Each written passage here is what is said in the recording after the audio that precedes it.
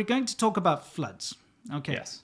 Now, before we start talking about these floods, we have to bring up the fact that flooding has been an issue around the world. Oh, yeah. It's been crazy recently. Yeah. Germany and where is it? Belgium and that part of Europe. Yeah, Western that part of Europe got destroyed by floods. Okay, but now I would like to use that as an example.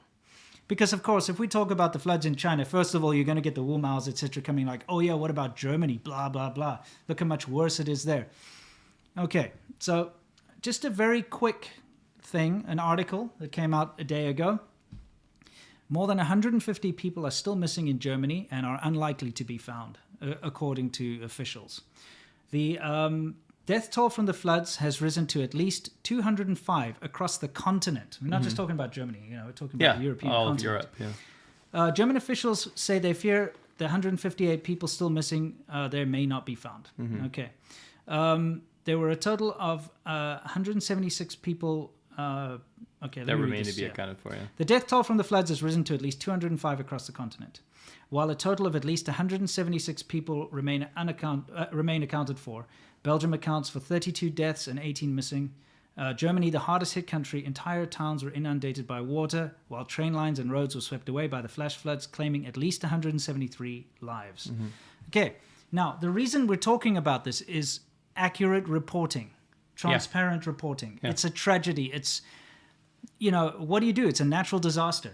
So when you have a natural disaster like this, the way to respond to the natural disaster is through transparency. Correct. This is the trouble. These are the amount of people that have been affected. These are the amount of people that have died. This is what we're trying to do to fix it. We're searching for X amount of people that are still unaccounted for.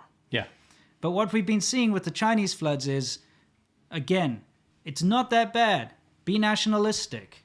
China's great. Look at how amazing our soldiers are to come to the rescue. By the way, only 33 people have died and, everything's under control type thing. But it's not like that. No. We're going to be showing you a couple of clips. Don't worry, we're not going to show any dead people. We made sure we scrubbed. Don't want to get demonetized, guys. Yeah. But now, okay, the majority of these floods have been happening in Zhengzhou, which is in Henan province. Can I set the stage for everyone? Zhengzhou is quite possibly one of the, and not to be a Debbie Downer, but one of the worst places I've ever been to in China. Yeah. I spent 2 days there because my plane got diverted. It is smack dab in the central China. And when I got off the plane, remember when you told me I had this unfortunate experience of seeing Beijing with good weather? Yeah. You were like, dude, you have to go to Beijing when there's actual pollution there. And I believed you, obviously. Sure. But my Beijing was when I went to Zhengzhou. Right. When I got off that plane, the pollution stung my air passageways. And it's no joke. It's kind of like when you stand in front of a campfire. But imagine that campfire was burning plastic. Right. And the sky was just literally straight up smog. You could barely see in front of you, right? Yeah. I feel like the plane got diverted because I couldn't even see where it was going. Right. But anyway, Zhengzhou is smacked up. It's this huge, expanding city. It's a massive, massive city. Yeah. And they've been inundated with floods. And it's a city that should be able to deal with floods. And I say that because 90% of the city is brand new. Right. Yeah, it was very small. It was always, a fairly large city by world standards, but fairly small by Chinese standards. That's expanded into a massive swath of humanity. Yeah. And a lot of the roadways are new. The highways are new. The buildings are new. The drainage is new. Mm-hmm. And I'd like to paint the picture here. What you're about to see in all this footage is in a city that should be equipped to deal with this because it is, by all definitions, a modern city, right? Yeah, look, we got to also recognize that this rainfall that they've seen is the most that's ever been in recorded history. And when we say recorded history in China, that's not a very long time. No. They haven't been keeping track of it. Don't forget, we had the bad old days with Mao Zedong and all that. And during that time, there are no records being kept, et cetera, et cetera. So since they've set up weather stations and stuff. So we got a couple decades of recordings here.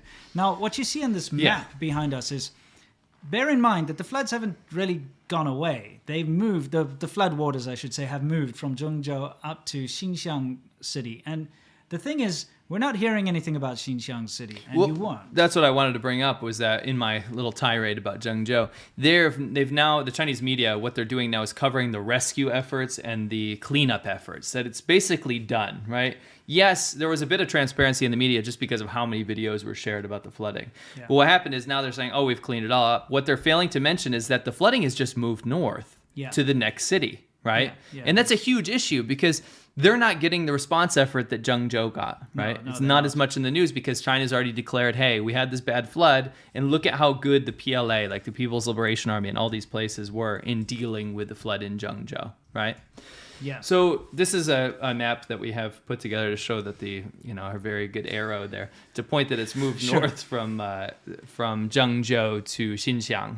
Yeah, look, there's been quite a lot of crazy things that have come out of here, but the most horrible part, which we don't have in our media pack today, is the actual news announcers patting themselves on the back and patting the Chinese response on how well they've performed, rather than focusing on the fact that there's actual tragedy going on. So we're going to show you some stuff in the background to give you an idea while we talk about of what's going on. So, and we're going to be talking about certain things. Now, remember, the official death toll from the Chinese government is 33 people. Correct. Okay, which is ridiculous. All right. 33. 33. So how is that possible when you see what you're about to see? Okay, now, what you can see is there were videos of people trapped in the subway system, and we have to talk about the subway system while we're here, so let's just pause it for a second. Sure. China has, like crazy been building subway systems, and they're very effective. They work great for public transport. The Shenzhen metro system's incredible. I've actually been in Shenzhen during some of these kind of massive floods where they've had to shut them down because, they know it's just like now is really bad. We can't run them because Shenzhen experiences massive flooding as well. There have been numerous times during my 14 years that I lived there that you'd be like in a bus and this massive amount of water would just come down and the water would come into the bus. It would actually come into the bus. The bus would have to stop. People would have to wade to the side of the road and you just couldn't keep going. The drainage is a huge issue in Chinese cities. And it's recognized as a huge issue. And I don't know why, but they just haven't gotten it right. And what you'll find is Qingdao has got good drainage. It was built by the Germans. And in Hangzhou, there's an ancient city that's like 2,000 years old. It was built by the ancient Chinese, has great drainage as well. And it's kind of a bit of a running joke that the ancient Chinese knew how to do drainage properly, and the Germans knew how to do drainage properly, but nowhere else in the country. Well, what the sad thing is that I can't remember that it was $6 billion or something was spent just last year, right, to make Zhengzhou, and the phrase they used in Chinese was to make Zhengzhou a sponge city, meaning it was flood proof. Right. So the government pumped in I think it was $6 billion, something 6 billion RMB into this project to make it a flood-proof city. And look at what happened. Yeah. Obviously, the money was squandered, and this is the problem. It's corruption. Yeah. Well, okay. So now you had a lot of people trapped in the subway, and the reason we're bringing that up is the subway operators were given warning beforehand that there was severe flood. There was a severe flood warning, but they didn't stop running the metro. What was the excuse? You've got it written down. Yeah. So the employee of the metro said the design of the metro system allowed it to operate safely. Just play it in the background. Okay. I have a couple of videos. Right. So look at this metro that you're seeing behind Winston here. Yeah. These people are up to their necks in water, right? The design of the metro was allowing it to operate safely. And the company managers, they just want to take responsibility, right? Yeah. So the company managers said, we're not going to be the ones that say shut it down. Yeah. So look at what happens. I mean, you literally have people in the dark underwater, almost suffocating, right? Yeah. They also didn't stop the metro's operation earlier when the risk of flooding became apparent. So they just didn't want anything to do with it. Yeah. The staff member said around 500 passengers ended up trapped in the flooded trains. Many took videos and shared them online, pleading for help. So they were actually sharing them as they were inside of the flooding trains. The awful thing is that I've seen footage now of the people that were trapped inside these metro trains. Okay, we don't know if all of them survived, the people sharing those videos, by the way. We don't apparently only 33 people died in this whole... Look at this madness that you're seeing. Yeah, but, the thing is, the people trapped in the metro, I've seen videos of some of them who broke out and escaped out, and you can see dead bodies floating in the water. We won't show you those. But... No, of course not. You do see dead bodies floating there. And that shows you that a lot of people died in the metro system. We don't know how many. Official figures were not going to be released, but you can see dead bodies. So that means a fair number of people. Now, the metro systems in Chinese cities are big, and they have a huge capacity, and they can carry tens of thousands of people at the same time. We do not know the official numbers of how many people were on the trains at the time. Right. So I'm very skeptical. Who knows how many people got trapped and didn't survive? A lot of the videos, you see them with the water rising, running out of oxygen. Now, by the way, what you see with the trucks over there, I got to show you. see the trucks being driven into the path. I'm going to rewind that a little bit. You can see people deliberately driving trucks into the path of the water to try and stop the flow. That's the flow heading towards that Xinjiang city that we showed. This is like a desperate attempt to try and stop the flow. That's not going to work, by the way. Obviously. This is the problem, the lack of education in China, and it's a heroic effort. I mean, they think it's going to help, and they're trying to help, but the problem is there's no flood prevention. This could never happen because, again, I hate to always be preachy about this, but a top-down system doesn't allow people to prepare for this kind of stuff. I mean, you know why? Because the government is going to take care of you every single time. Guess what? The government can't stop a freaking flood like this. But you can see the employees said that they're not going to stop the train because they didn't want to take responsibility. And that's the problem with this top-down system is you're the one who says, okay, look, it's looking dangerous. Let's stop the metro. Then you, like, if nothing happens, you're the one who's going to put your head on the chopping block. You're going to get fired. You're going to lose your job. You're going to, not me. Yeah, exactly. So you're just like, nah, it'll be okay. I just don't want to do it. You'll see this all the way down to like the way shops are run in China. If you go in, and it's almost like people don't even want to make money sometimes. Yeah. You go in and you'll say, do you have this size drill bit, right? And they'll say, mayo. But they won't even check, right? Because they just don't want anything to do with it, right? And that's that hands-off thing. No responsibility. And I'm not blaming society at this point. I'm blaming the government response as well. If the government is going to say, don't worry, we will always get your back. We will always take care of you. And you Chinese people, all you have to do is not criticize us and we'll take care of you. Sure. No, you know what the Chinese government does is it tries to save face and say that only 33 people died in this massive apocalyptic tragedy here. Yeah.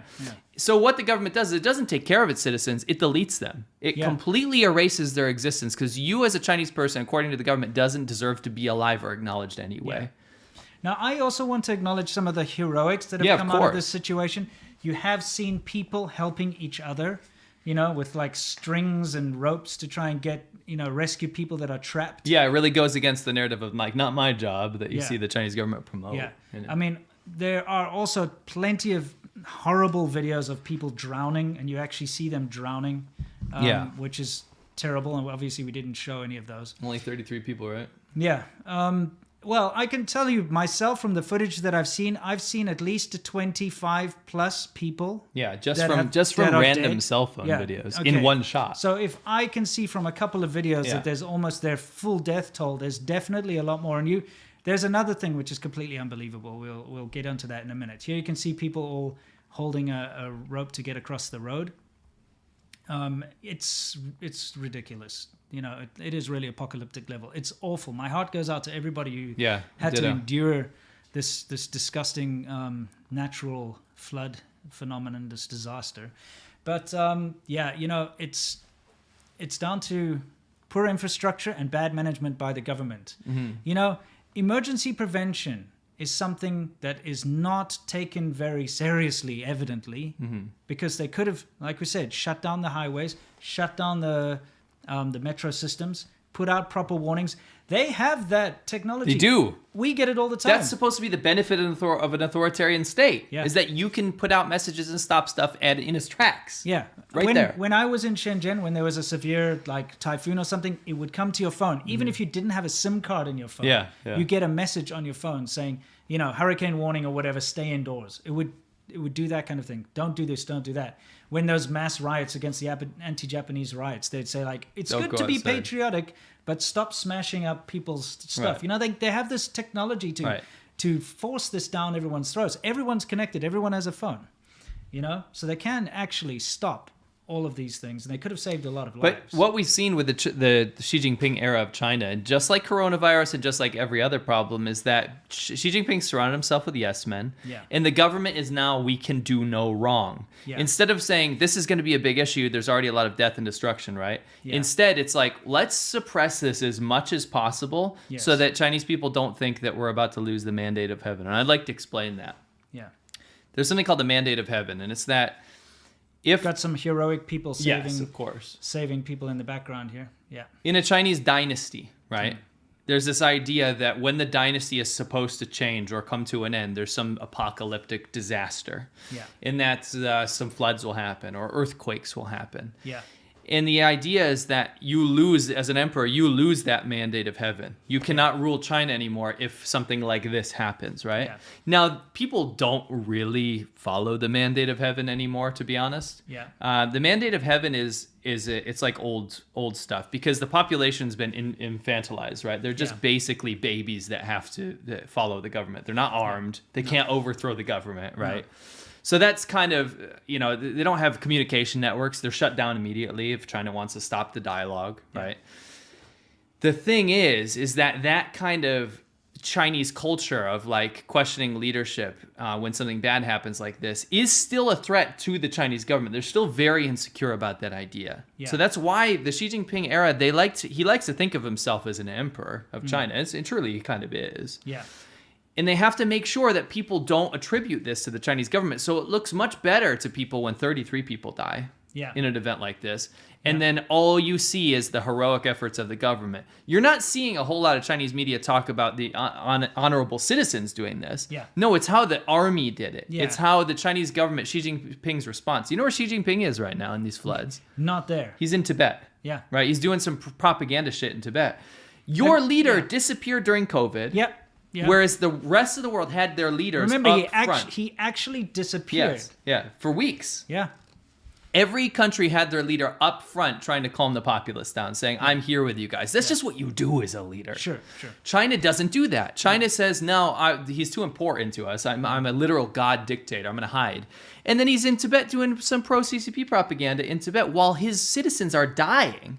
In droves. Whenever there is a natural disaster, you usually see the president or the leader go to that place. Go over there, be on the ground, show your support. It's always been like that. But not in China. Not with Xi Jinping. He runs away like a coward and hides somewhere. That's just the way it is. And he's a coward. It's very straightforward. Yeah. He doesn't care. No. So now we got to get on to the main thing that definitely will prove that there's more than 33 people that died, and this is this massive tunnel in Zhengzhou. There's a tunnel, for cars. Yeah. Okay. It's 4 kilometers long. What's that in miles? Like 2.5 miles. 2.5 miles. Yeah. Thereabouts. Now, it was jam-packed. Rush hour. There's video footage of the cars bumper to bumper not moving because of the floods and everything. It was full. Okay. Absolutely full. They estimate about 6,000 cars. Okay. Inside that tunnel. The tunnel filled up in 5 minutes. Here you can see the entrance to the tunnel. Some of the cars have floated out in the background. Okay, the tunnel went down. There is no way that people made it out of there. No. Okay, no way. And, okay, we can prove it. There's video footage of dead bodies being pulled out. We're not going to show it. No. But dead bodies being carried out of the tunnel. Now think about that. About 6,000 cars in a 4-kilometer tunnel that got filled up in 5 minutes. How many people per car? Okay, minimum you're going to have 1. Okay, that's 6,000 people in there. Okay, at least. There's no way it's 33 people. No. It's just not possible. And if anyone has ever tried to extract someone from a car in a flood situation, even yourself, why do you think they keep finding cars at the bottom of lakes where people are still stuck inside of them? It's really tough. It's really difficult, especially if you're panicking and things happening very quickly. You cannot escape. No. All right. Here we got some more people being helped, which is always good. Yep.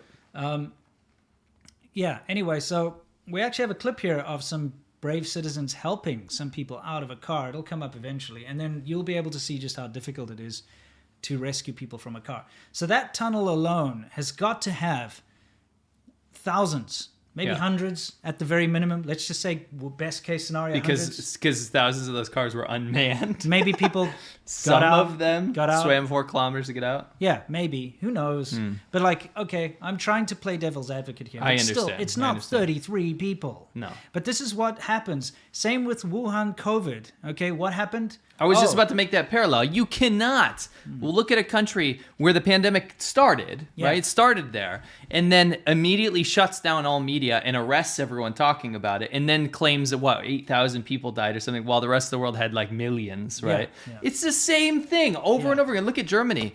200-something people, right? Or 173 people. 173 people confirmed. That's considered devastating, right? But it's also transparent and honest. And they say, hey, we need to find the rest of the people. And guess what? They probably didn't survive. In China, no.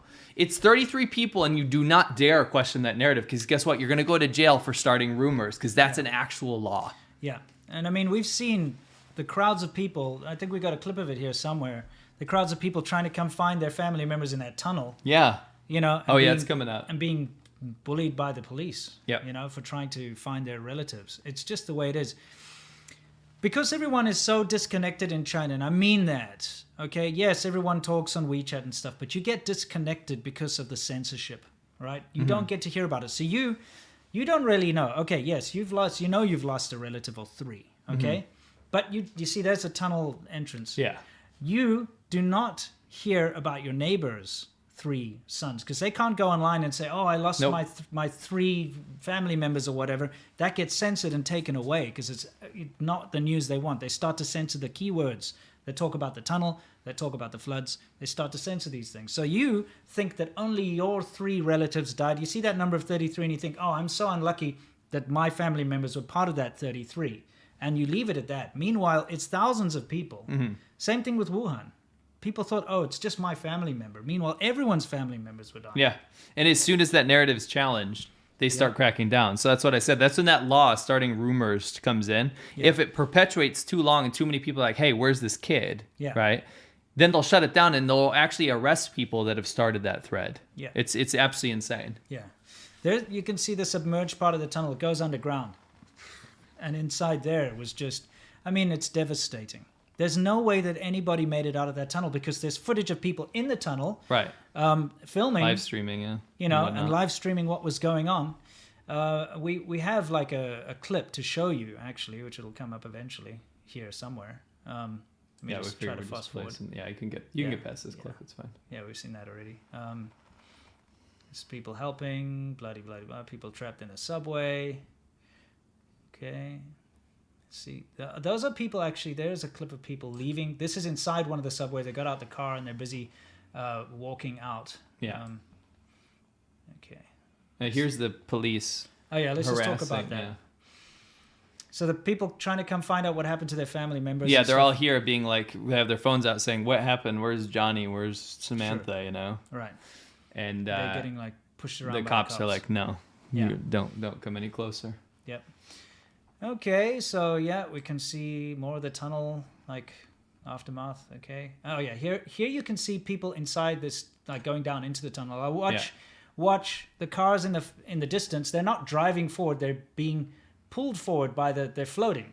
All right, they're floating. You can see look at the water coming in there. It's an absolute tragedy. Look, they're almost hitting the ceiling there. Yeah. And of course, all those cars are occupied. This tunnel filled up completely. Like I said, within 5 minutes. Yeah. Completely flooded. Everyone in that tunnel is dead. Right. Because there is no way out of that. No. And how do you get out? Look at here. We can see some heroic people. Don't worry, they got saved. But here you can see some heroic people trying to save a family from a car which is submerged. Right. So this is just to put into perspective the people in the tunnel would never be able to get out of their cars. No. And it's not being a Debbie Downer. It's sort of the reality of the situation. Yeah, you can't lie about footage that comes out. No. Well, you can in China, because you can just make it illegal to talk about. Yeah, that's what they do, because it's all about protecting the harmony of society. You don't want people to get dissatisfied with the government. You don't want people to start realizing that it was a lot of bad actions by people, Yeah, no. It's just what bothers me about these bleeding heart types that look to the China model as like the model of the future. They care about their citizens while the American government doesn't care about their citizens because of like mishaps with FEMA or something. Right. You can't comprehend how little the government cares about you. They don't care about you so much that they make your death non-existent. Yeah. Right? I don't know why people don't understand this. Yeah, right? Exactly. We've seen that with multiple disasters in China. They literally cover it up because it's too embarrassing for them. Right. You know? So, yeah, it's pretty damn awful what we've seen here. Yeah, I wanted to... Okay, before we hit this, I just want to say one more thing. Sure. I first noticed this problem when I moved to. You could probably put us on big screen. Okay. And then we'll come back to some of the more lighter-hearted aspects. Stuff, yeah. I noticed this at first. You mentioned your Shenzhen story. When I first moved to Inner Mongolia, it was my second place I lived in China. So I had been only in China for a year prior. Yeah. And we had some flooding and stuff in Huizhou, where I lived in Guangdong. Yeah. But everyone just acted like it was super normal, right? Yeah. So I moved up there. It's near the Yellow River, but for by and large, it was pretty much desert up there, right? Right. Very, very dry. It barely rains. Right. And one day it rained, I would say, man, I'm going to say it rained like less than an inch. Okay. It was not crazy rain. Like if you went outside, you get wet, you probably want to bring an umbrella. Right. And I could not believe the absolute chaos and madness that ensued. A sprinkle like this, that would be back home, that would be like, you use your windshield wipers on the lowest setting. Yeah. Has managed to make literal pools in the streets to where you can't even drive anymore. Yeah. And they had to shut everything down, and everyone's freaking out and they're splashed around the water trying to get home and stuff. And it happened like that. It's very quick. It's always very quick. And it was in a new city again, brand new place. And I was speaking to one of my Chinese friends who's very well educated. And we were both looking outside, and he lights a cigarette and he said, "You can judge the success and the future success of a country based on how well they drain their cities when it rains." And he was being dead honest. Yeah, that's actually quite a famous saying. It is, but he knew that. He knew yeah. that phrase, and I didn't know it at that point. So anyway, he said that, and I looked outside, and it dawned on me. It was actually one of those weird goosebumps moments where you're like, wow, like, is this whole place built on a lie? You know what I mean? Yeah. Remember when we did that trip into Guizhou? Yeah. With the Dumpling Schmidt that time? We went all the way down to, what was that place called? You liked it so much? Jinyuan. We went to Jinyuan. It's a guchang, like an old ancient bricks. city. Yeah. A fake old ancient city. Fake old really ancient cool city. place. It was nice. Anyway, it's a touristy place in the middle of Guizhou, it has a beautiful highway leading directly to it. But if you try to get to it through any other means, forget about it. It's terrible. So it's crazy. I went in the back roads the first time out there. Yeah. We rode there on motorcycles, and we were sitting there getting, quite sauced, I'd say. On the side, they have this like river. Okay, it's kind of nice setting. Yeah, and you eat grilled fish and drink beer. Yeah, so what you do is you sit next to the river in all these restaurants, and it started to rain, and all of a sudden the boss of the restaurant was like, "We got to get out of here." It didn't rain that bad. No, and we all got out of there. We all went up like 3 tiers, and down there the river flooded out and destroyed all these restaurants. They had everyone boats. Knew. They were like, "Get out!" Yeah. We were like, "What? What are you talking about?" Yeah, it's like.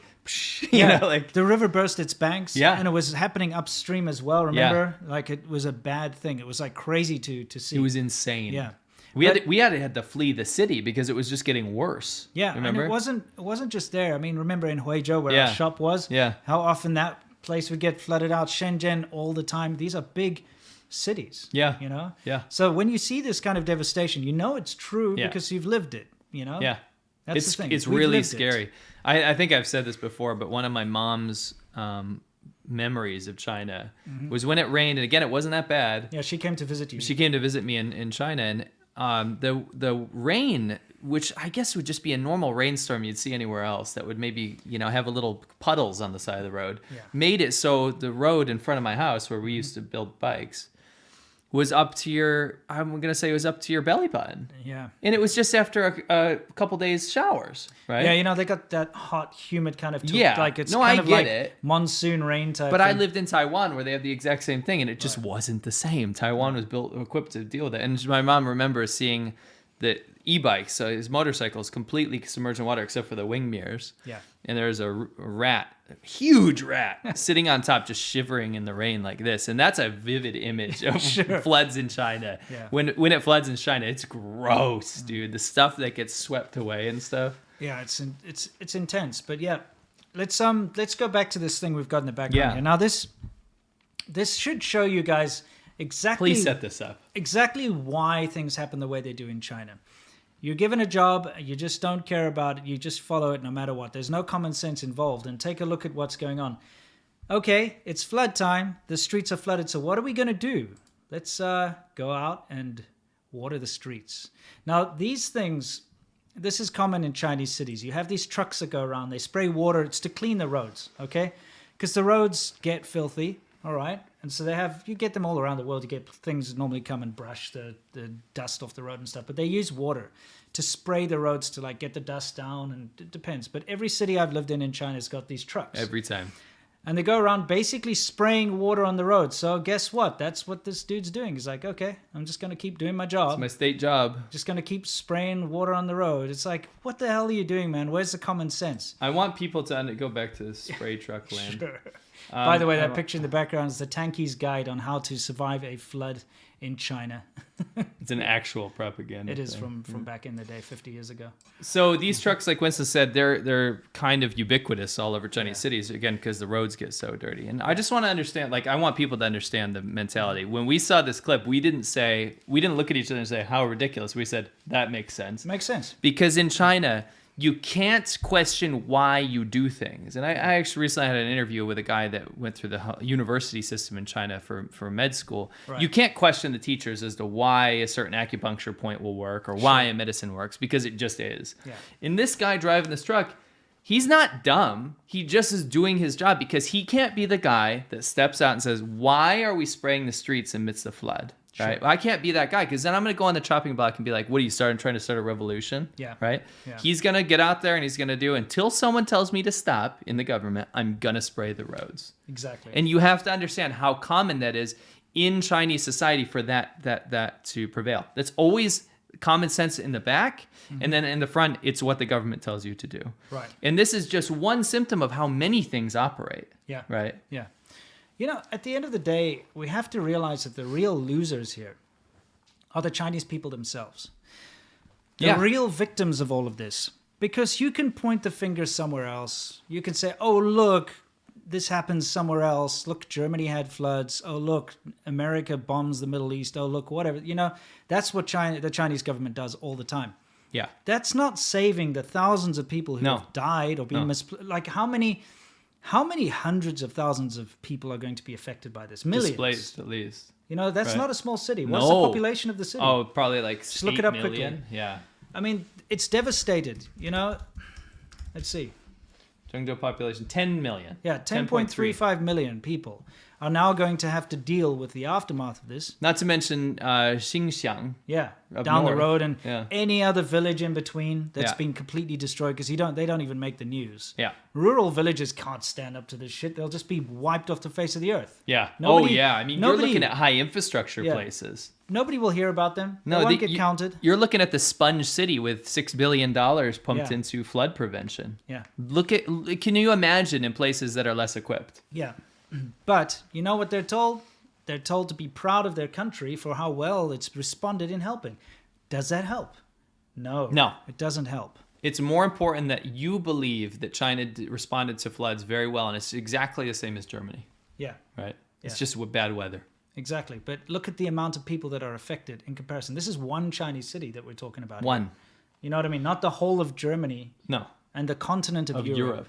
Right. Which all in all was like 200 and something or whatever it was Right. in total of the Yeah, whole continent. yeah. This is a city inside a country. And okay, it's not only bad there. We're going to talk about something else. But Yeah, let's get into it. We just have to, again, recognize that the people that lose out here because of all the censorship and the bullshit that the Chinese government goes out there for harmonious stuff are the people that suffer, the actual victims Yeah. of this natural disaster. This is not about political this or political that. It's the people on the ground that suffer. And you got people out there blowing sunshine up the CCP's ass saying, look how great they are. Oh, everything's fantastic here. Yes, we're going to stand together against this terrible flood or whatever. That doesn't help the people. No, and Winston and I get so upset about this because we lived there, Yeah. and these are the kind of people that get shat on and deleted from existence. And then the Chinese government uses them as propaganda, or uses this tragedy as propaganda as to why they're so good. We get upset about this because we know how it actually operates. Yeah. It's infuriating. It is infuriating. So yeah, just to kind of throw a little bit of snarky humor on here.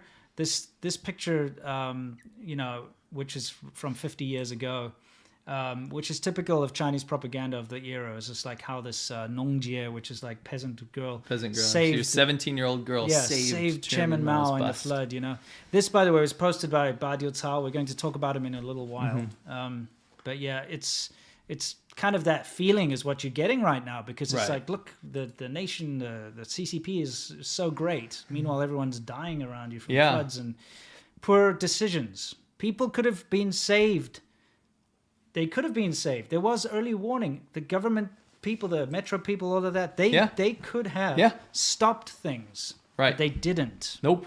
And this is one of the biggest flaws with the Chinese government, with that top-down thing.